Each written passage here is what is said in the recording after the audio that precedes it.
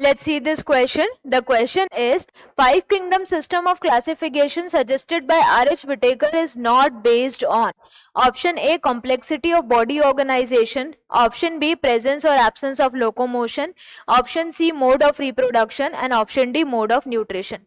So इस question में यहाँ पर जो concept apply होगा, that is five kingdom classification system.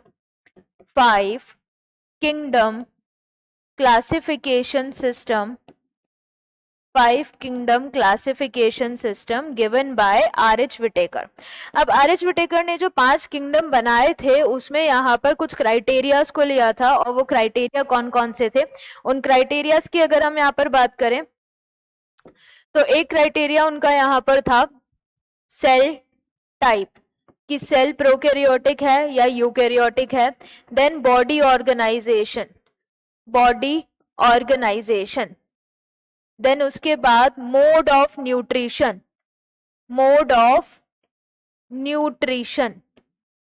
कि सेल ऑटोट्रॉफिक है या हेट्रोट्रॉफिक है. उसके बाद था रिप्रोडक्शन,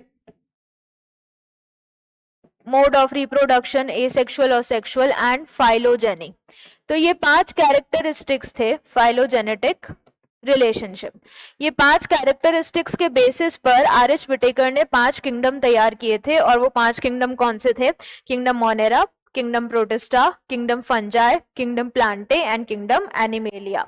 तो 5 kingdom system of classification suggested by R.H. Whittaker is not based on, हमें नॉट पूछा है. कॉम्प्लेक्सिटी ऑफ बॉडी ऑर्गेनाइजेशन ये तो है, presence and absence of locomotion इस लिस्ट में नहीं है तो यही नहीं है, मोड ऑफ रिप्रोडक्शन है, एंड मोड ऑफ न्यूट्रिशन भी यहाँ पर है. तो जो कैरेक्टरिस्टिक्स नहीं थे वो कौन सा था? प्रेजेंस और एब्सेंस ऑफ लोकोमोशन. ये क्राइटेरिया नहीं लिया था. तो करेक्ट आंसर क्या हो जाएगा? Option B.